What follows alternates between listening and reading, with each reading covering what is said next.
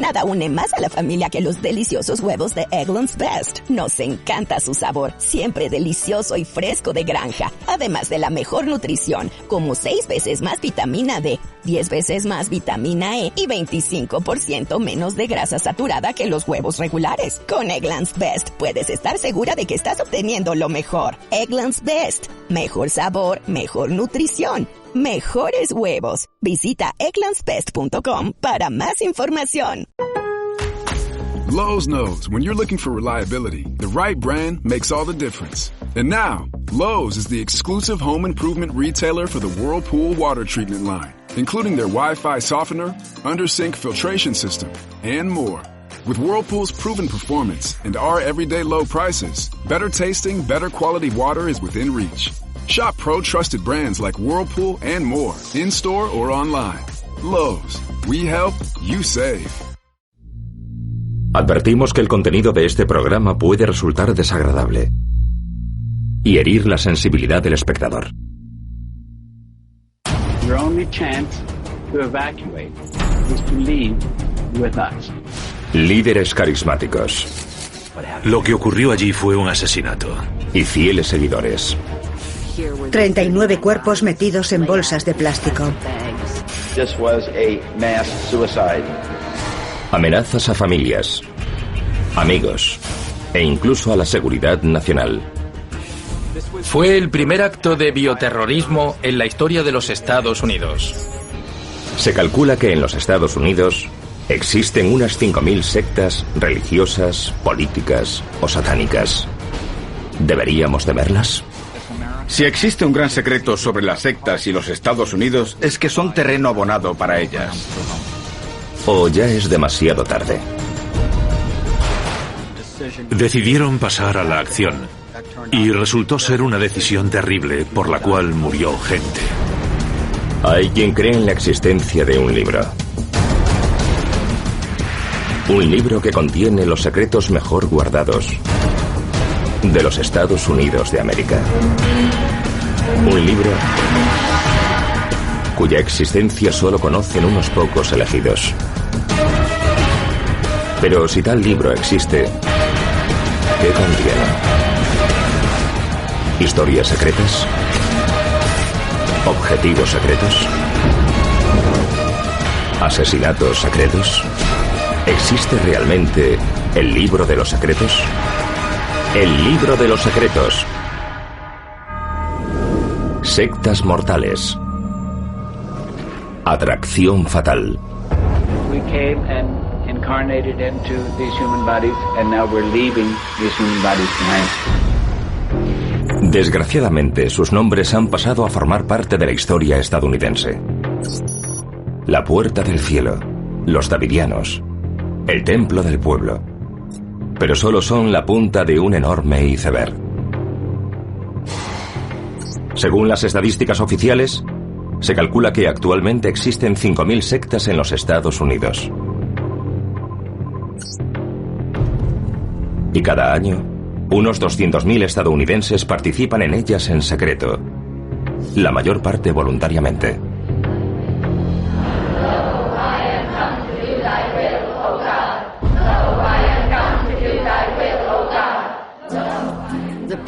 Las personas que hoy se sienten atraídas hacia las sectas pertenecen a un sector demográfico muy diferente del que veíamos durante los años 60, 70 y 80. Entonces sus nuevos miembros eran principalmente jóvenes. Pero hoy suelen ser personas de 30, 40 o 50 años. Ese cambio se debe a que hoy muchas de las sectas son más astutas y se dan cuenta de que reclutar miembros entre los jóvenes es más complicado.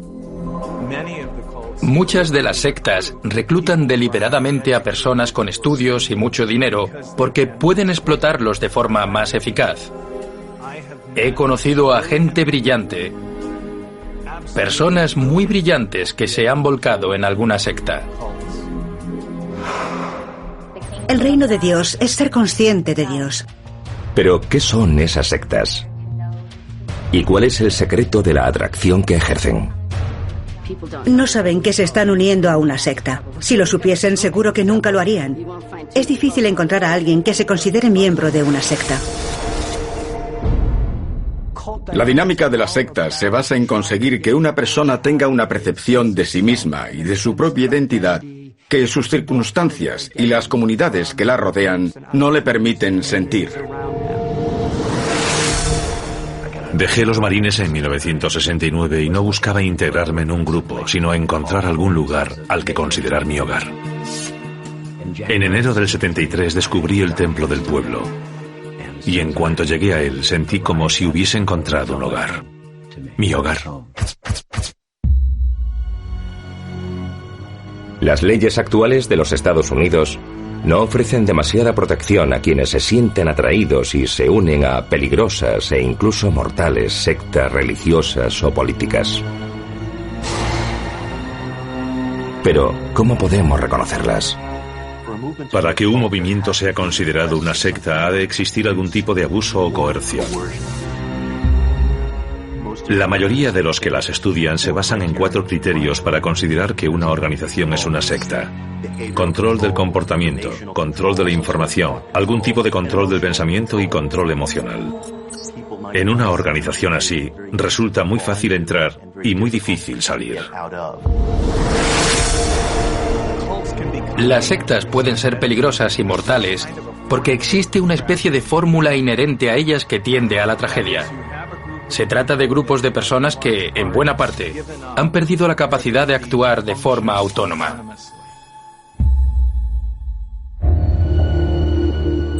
San Diego, California, 26 de marzo de 1997.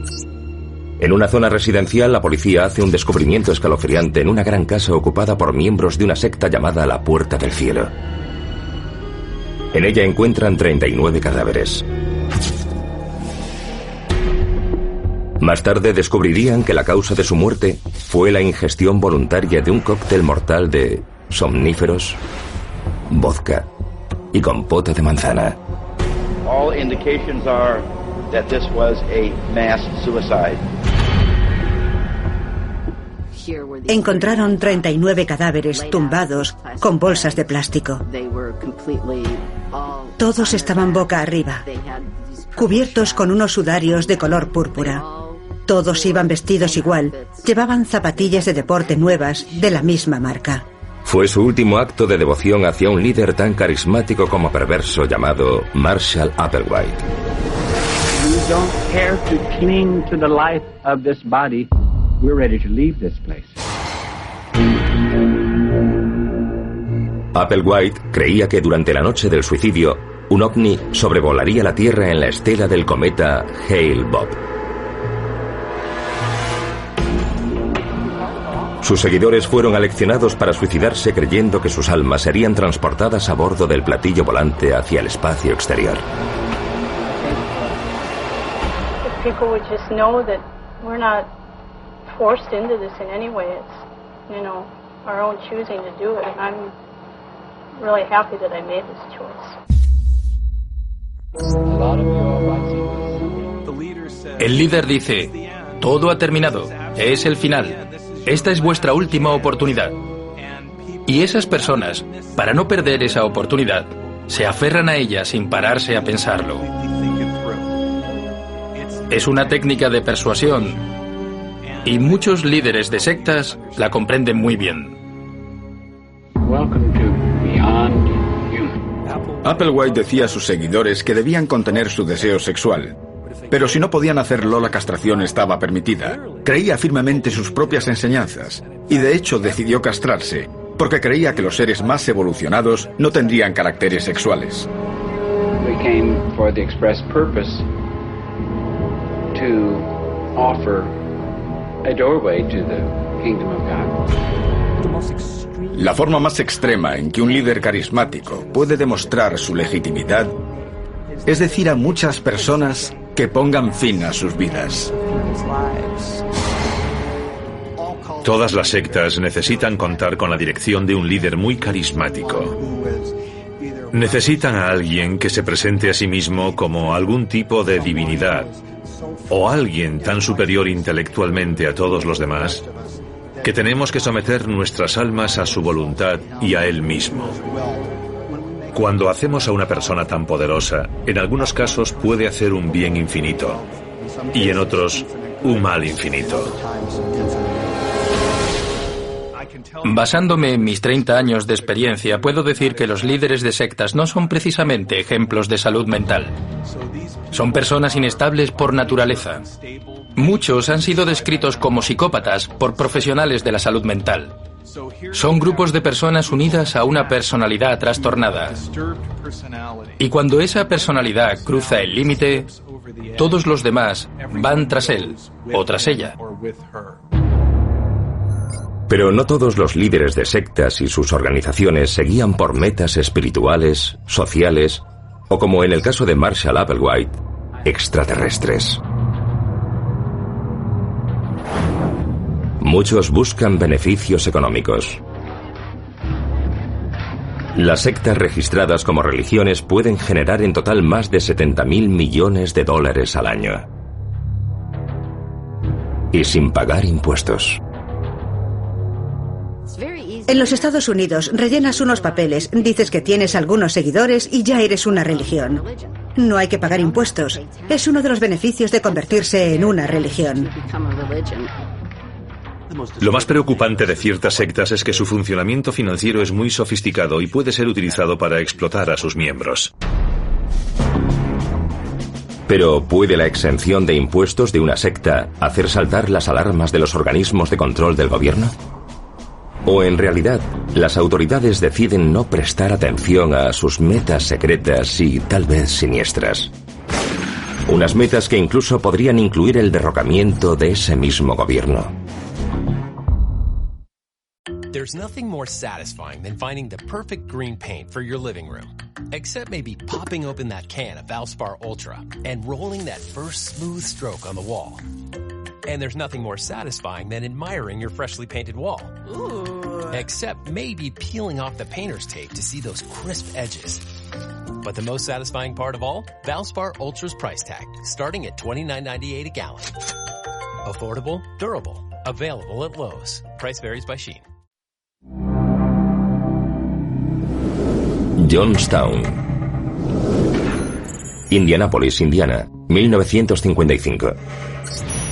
Jim Jones decía ser sanador y predicador, y ser capaz de leer la mente, y fundó su propia iglesia, el Templo del Pueblo. Jim Jones era un ministro de los discípulos de Cristo, una confesión aceptada y respetada dentro del protestantismo. Así que al principio, tanto Jim Jones como su iglesia parecían perfectamente aceptables. Su mensaje era el socialismo apostólico, es decir, alimentar al hambriento, vestir al desnudo y asistir a los enfermos y a los necesitados. En 1970, mientras los Estados Unidos abrazaban la era del amor libre, la rebelión social y los experimentos con drogas alucinógenas, Jim Jones trasladó su Templo del Pueblo al epicentro de esa revolución cultural. San Francisco, California. Si existiese un libro de los secretos sobre las sectas, probablemente contendría un capítulo muy inquietante sobre la influencia de ciertos grupos en algunos políticos. Jim Jones era una figura política, un líder comunitario y un activista muy popular. Era muy respetado y admirado. El alcalde Moscone lo nombró miembro de una comisión de planificación urbana. El gobernador Jerry Brown era un buen amigo de Jim Jones. Era muy importante en el campo político porque tenía una gran iglesia y podía hacer que sus miembros apoyasen a cualquier candidato político que él eligiese. La lista de correo del templo incluía entre 40 y 50.000 domicilios de todo el país. Además, había un grupo al que llamábamos simplemente el personal del que yo no formaba parte.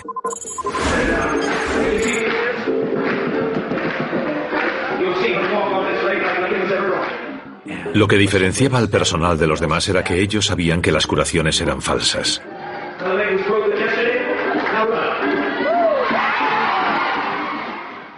Por lo tanto, lo que yo percibía era una cosa y la realidad era otra. Esa es la historia del Templo del Pueblo. En San Francisco se empezó a hablar de que Jim Jones era un líder brutal que imponía duros castigos y también corrían rumores sobre el consumo de drogas. Decidió irse, porque si hay algo que los líderes de una secta destructiva quieren, es mantener la información bajo control. Gracias a las donaciones recibidas en 1977, Jones casi había completado el proceso de trasladar su congregación a una propiedad de 1.500 hectáreas que había alquilado en el país sudamericano de Guyana.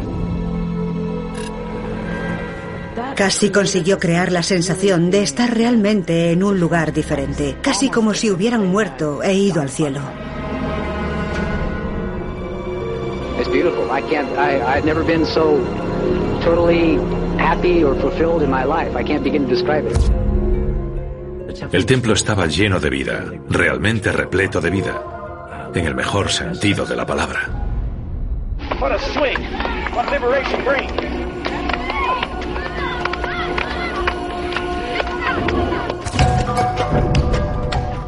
En Guyana, Jim Jones creía haber construido una utopía socialista, lejos de las miradas indiscretas de las autoridades federales, que sospechaban desde hacía tiempo que Jones extorsionaba a sus seguidores para conseguir dinero y finalmente los esclavizaba.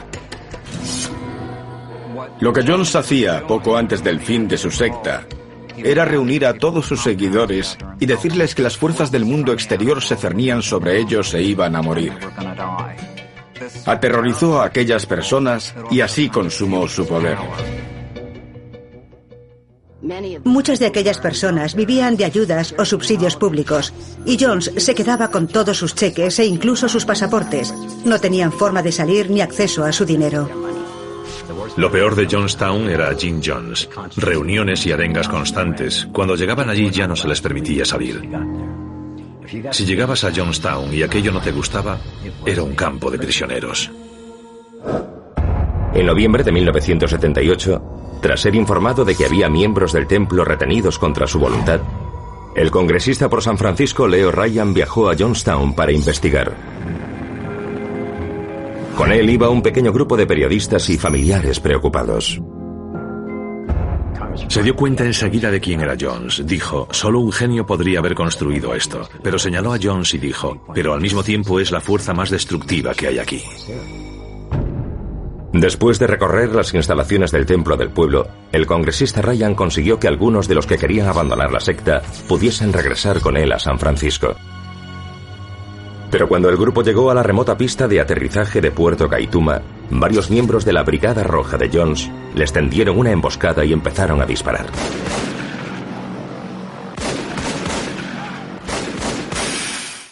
Asesinaron a 5 personas, entre ellas el congresista Ryan, y 9 más resultaron heridas. Creo que Ryan fue asesinado porque se metió en una situación muy peligrosa y lo descubrió todo. Jones no quería que se fueran. Sabía que tenían información sobre los guardias armados, la cárcel que había puesto en marcha y de cómo maltrataba a aquellas personas.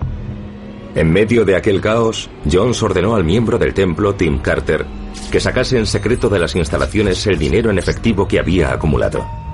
Cuando acepté aquella misión, una parte de mí decía, todo el mundo va a morir, pero otra decía, esto no está ocurriendo.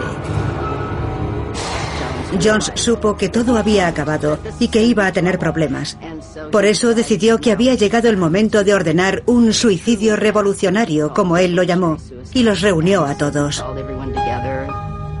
Uno a uno, todos los miembros del templo fueron convocados para beber una taza de zumo en polvo mezclado con cianuro.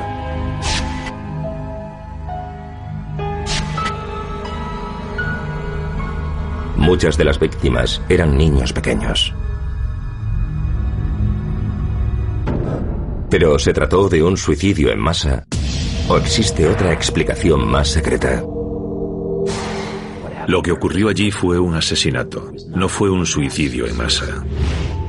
El primer cuerpo que vi había sido inmovilizado y vi otros a los que se les había inyectado en los brazos, en las piernas, en el cuello, en el dorso de una mano. El propio Jim Jones murió de un tiro en la cabeza. Es posible que se disparase él mismo. Jones había dicho más de una vez, cuando yo muera, todo el mundo pronunciará mi nombre, y cuando lo haga me llevaré conmigo a tantas personas como pueda. En las décadas que han transcurrido desde los terribles acontecimientos de Jonestown, se han propagado muchos rumores y mitos. Hay quienes citan el bien conocido consumo de LSD de Jim Jones como un indicio de que el Templo del Pueblo pudo ser parte del proyecto MK Ultra, un programa secreto de la CIA sobre control mental. Según parece, la CIA utilizó LSD en sus experimentos.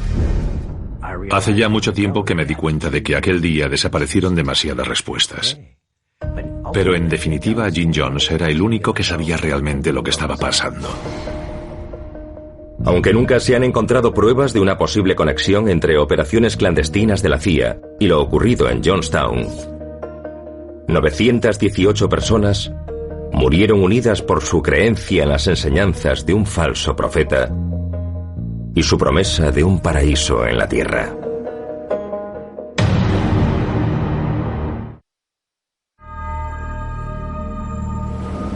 Otros guías. El orgullo nacional, las ideologías políticas, la devoción religiosa, incluso el fanatismo deportivo y la obsesión por los famosos hacen que en los Estados Unidos del siglo XXI la delgada línea que separa la cultura popular y las sectas mortales y secretas en ocasiones pueda resultar borrosa. La Constitución y la Carta de Derechos de los Estados Unidos protegen la libertad de expresión y religión de los ciudadanos y su derecho a reunirse con quien elijan.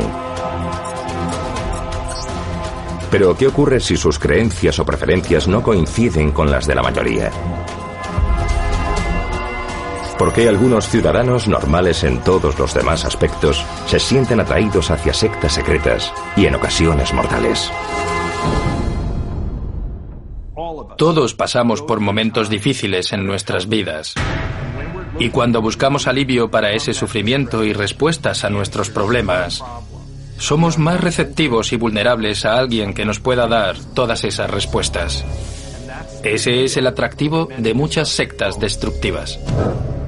Durante los años 60, la gente buscaba, exploraba y probaba cosas nuevas. Y podríamos decir que eso dio lugar al llamado movimiento New Age. Se ha convertido en parte de nuestra sociedad. Hoy vemos que hay personas que toman todo tipo de suplementos y pociones. Casi todo el mundo hace yoga.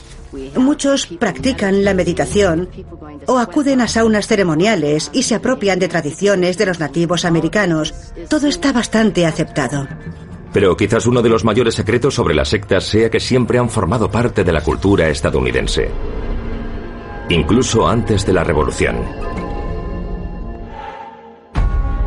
Con la llegada del siglo XIX, los Estados Unidos experimentaron una explosión demográfica. Llegaron desde Europa oleadas de inmigrantes, muchos de ellos en busca de oportunidades económicas y libertad religiosa. Los Estados Unidos han sido así desde el principio. Cuando los europeos llegaron por primera vez a estas tierras en busca de libertad para practicar sus creencias religiosas. Y en nuestra larga historia, esto ha supuesto que las personas no solo han podido practicar sus creencias religiosas, sino también inventar nuevas religiones. La historia de los Estados Unidos es la historia de los movimientos religiosos alternativos. Los Estados Unidos siempre han sido una especie de refugio. En el límite de lo que entonces era la frontera, se encontraba una zona que se convirtió en un refugio para numerosas sectas políticas, sociales y religiosas. Era el llamado Distrito Quemado. Ese distrito era una zona del centro del estado de Nueva York, en la que durante las primeras décadas del siglo XIX se vivió una innovación y una pasión religiosa impresionante. En muchos aspectos fue el monte Sinaí de la espiritualidad estadounidense. Tras la finalización del canal de Erie en 1825, la región central del estado de Nueva York se convirtió en una puerta de entrada para aquellos que buscaban libertad política y social, y el intercambio de lo que entonces se consideraban ideas radicales. En ella florecieron los primeros movimientos por los derechos de las mujeres, el abolicionismo y el trascendentalismo. Y numerosos grupos religiosos como los cuáqueros y los Shakers arraigaron en los Estados Unidos. Pero incluso en ese nuevo despertar religioso y espiritual, Algunos grupos, como los mormones, fueron considerados demasiado extravagantes y similares a una secta para ser aceptados por la mayoría. Los mormones han sido uno de los grupos más destacados entre los que han predicado algunas prácticas que al resto de la sociedad le parecían bastante repulsivas. En el siglo XIX, la idea de que un hombre tuviese varias mujeres podía hacer que tuviesen que escapar corriendo de la ciudad.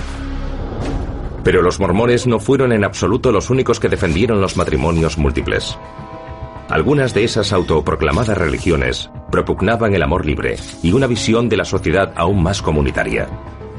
La comunidad de Oneida fue un experimento comunal que surgió en el Distrito Quemado hacia 1848. Existió durante poco más de 30 años y su objetivo era practicar el comunismo bíblico, experimentar estructuras familiares alternativas en las que los niños podían ser criados por la comunidad, en lugar de lo que consideramos una familia nuclear. En ese distrito de Nueva York también surgieron otros grupos que han caído en el olvido. El líder de los Milleritas predijo que el mundo terminaría en 1844. Y los rituales realizados por los llamados espiritistas fueron considerados perversos, blasfemos y totalmente estrafalarios. Cuando la gente comenzó a formar círculos de espiritismo y hablar con los muertos dentro del movimiento espiritista que surgió del Distrito Quemado, eran actividades sobrenaturales que no encajaban en absoluto en los estándares de la época. ¿Pero qué convirtió aquella zona del estado de Nueva York en un terreno tan fértil para las sectas religiosas?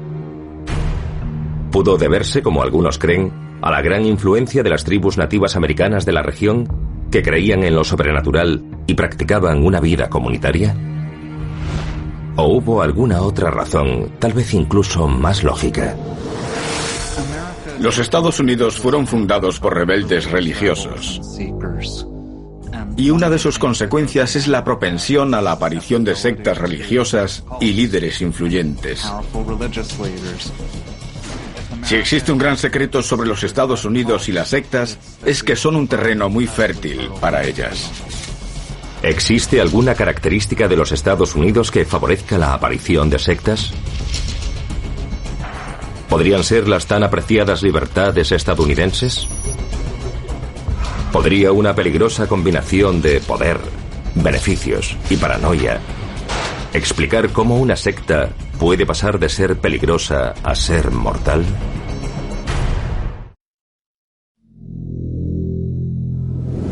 Más leña al fuego. Durante los últimos 30 años, las sectas han crecido a un ritmo alarmante en los Estados Unidos. Y el dinero propulsa ese crecimiento. Un dinero que permite a sus líderes comprar propiedades, a menudo con la intención de aislar a su grupo de la sociedad.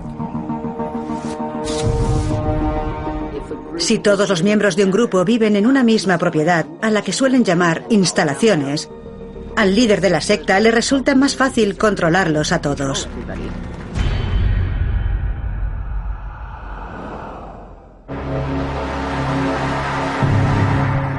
...1935... En un solar de Waco, Texas, se establece una secta religiosa conocida como los Davidianos Adventistas del Séptimo Día. En 20 años, el grupo, más conocido como los Davidianos, ha levantado en un lugar que llaman Monte Carmelo unas instalaciones bien protegidas para albergar a sus miembros. Entre los davidianos de Waco había personas que creían estar en posesión de una nueva revelación sobre cómo debían vivir sus vidas y lo que significaba la Biblia. Se podría decir que era una secta, pero era un grupo relativamente inofensivo que no hacía daño a nadie y vivió allí durante décadas. Pero entonces apareció David Koresh. David Koresh había nacido en Houston en 1959. Trabajaba esporádicamente como músico y además afirmaba ser un profeta. Se mudó a Waco en 1981 para unirse a los Davidianos. Y en 1989, tras una feroz lucha por el poder dentro del grupo, se proclamó a sí mismo el último profeta. Si David Koresh se convirtió en una figura tan poderosa dentro del grupo, fue por su increíble capacidad para extraer lecturas del libro del Apocalipsis. His tongue is the pen of a... So how's God going to talk to me in the latter days? And who's going to bring that book? So there'll be no excuses. Era un grupo de personas viviendo en una burbuja totalmente controlada por un psicópata. Les hizo creer, algunos dirían que lavándoles el cerebro, que era el Mesías. La policía ignoró en gran medida al grupo recluido en Monte Carmelo, hasta que la Oficina Federal de Alcohol, Tabaco y Armas de Fuego descubrió que la secta había acumulado un gran arsenal de armamento militar. Vigilaron a los davidianos durante unos 9 meses. Comenzaron comprobando los registros informáticos para ver qué componentes de armas podían haber encargado. El gobierno federal se fijó en los davidianos porque vendían armas en ferias de armamento y no pagaban impuestos por ello. 28 de febrero de 1993. 76 agentes de la agencia rodean la sede de los davidianos en Texas, con la intención de registrar sus instalaciones en busca de armamento ilegal. De pronto, suenan disparos procedentes del interior.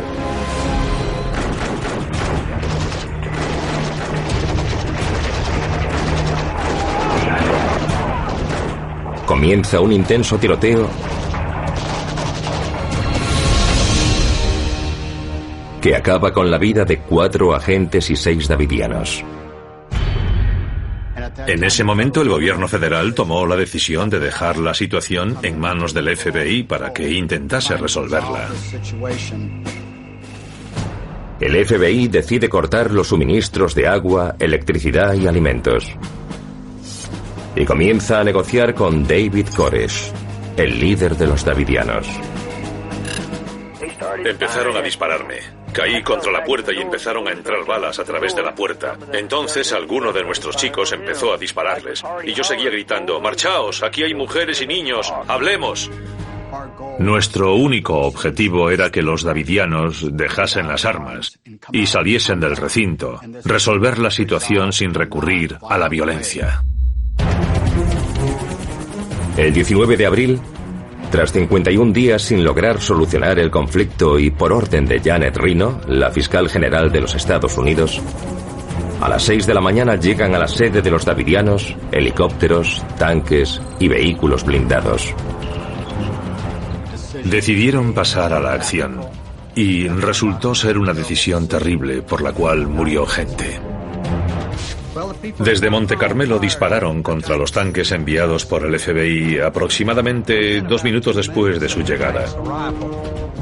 Así que el FBI empezó inmediatamente a disparar gas lacrimógeno contra el edificio. 7:30 de la mañana. Un vehículo blindado se abre paso a través de la pared frontal del edificio principal. El FBI y el gobierno federal pensaron que ya habíamos intentado todo lo que podíamos hacer y que la mejor solución era introducir una gran cantidad de gas en el interior del recinto para obligar a salir a los davidianos. David Koresh llegó a una conclusión. Si salgo de aquí, iré a la cárcel. Dejaré de ser el rey. Dejaré de gobernar a mi grupo y a mi gente. Y seré un prisionero más en un bloque de celdas. Y decidió que prefería morir. Aquello iba a ser el fin de David Koresh y pensaba llevarse a todos sus seguidores con él. 12:07 del mediodía. El edificio principal se incendia en 3 puntos diferentes. Los fuertes vientos propagan rápidamente las llamas por el edificio. En cuestión de minutos, parte del techo se derrumba y a continuación se producen varias explosiones.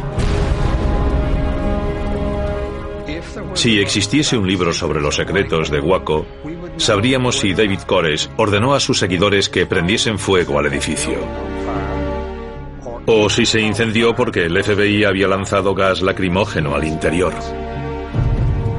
the FBI did not set that fire.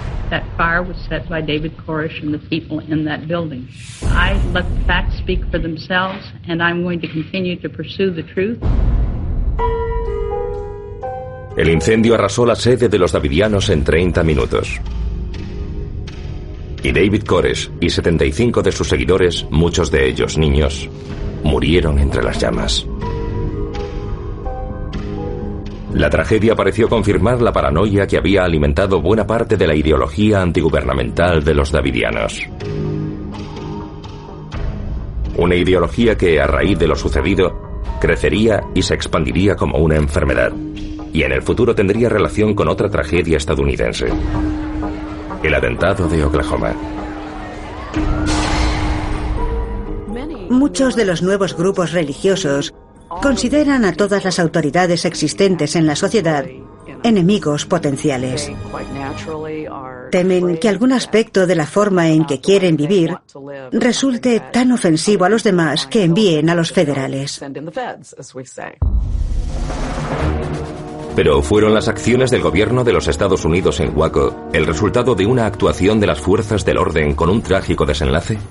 ¿O fueron algo mucho más deliberado, como creen algunos teóricos de la conspiración? El ejército participó en el asalto a Monte Carmelo, al menos en un aspecto. Cuando las cosas se pusieron feas, proporcionó tanques al FBI. Hay quien dice que intervino la Fuerza Delta, unidad cuya utilización solo puede ser autorizada por el presidente. ¿Autorizó personalmente el presidente Clinton el uso de tropas militares contra los davidianos? Y si así fue, ¿por qué? ¿Representaba realmente aquella secta una amenaza para la seguridad nacional? ¿O quizás hubo alguna otra razón más secreta?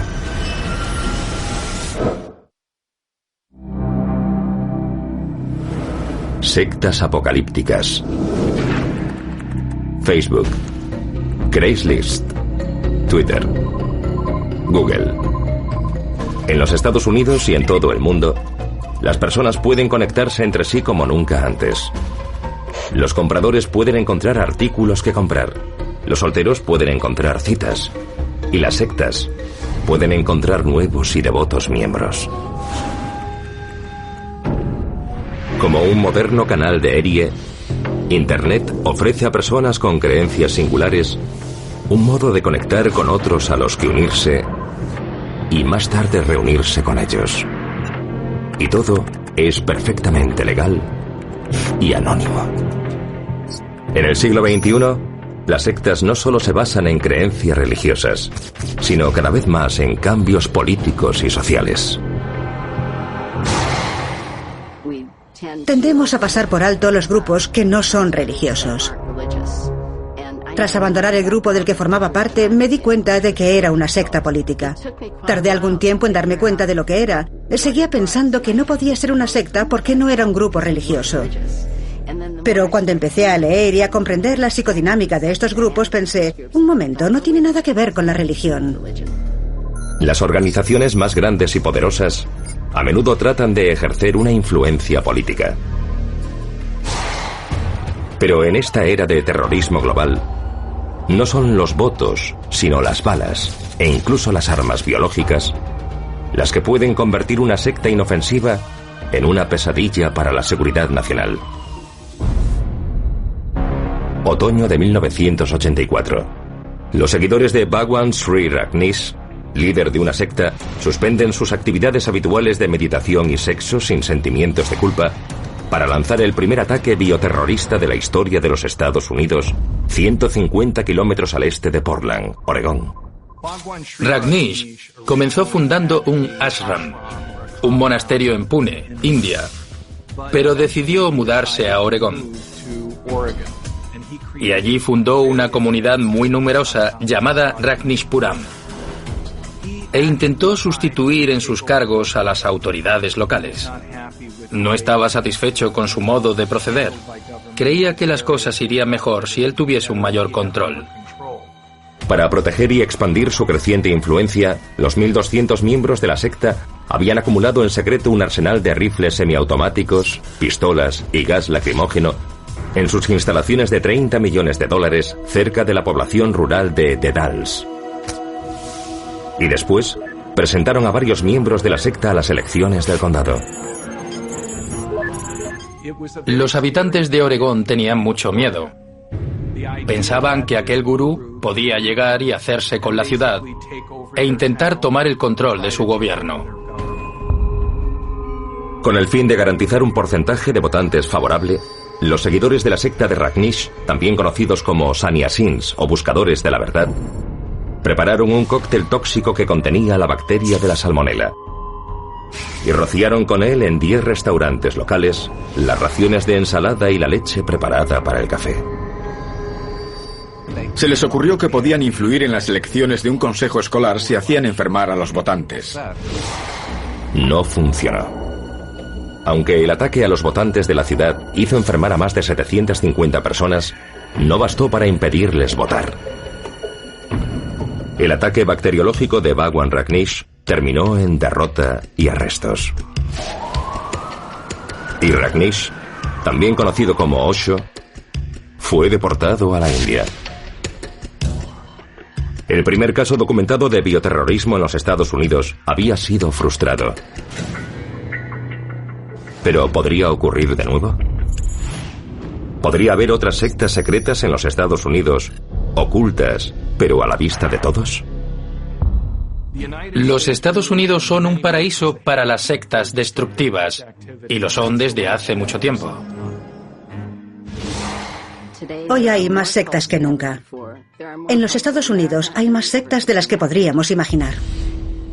Si existiese un libro de los secretos sobre las sectas, uno de los secretos que descubriríamos es que cualquier persona, sea quien sea, puede sufrir la influencia negativa de una secta. Líderes carismáticos, miembros devotos y la tentadora promesa de un paraíso en la tierra. Quizás una nación que valora la libertad religiosa y la responsabilidad individual tenga que correr ese riesgo. Razón suficiente para vigilar la peligrosa combinación de poder, beneficios y paranoia que puede convertir a un grupo aparentemente bien intencionado de individuos en una secta peligrosa y mortal.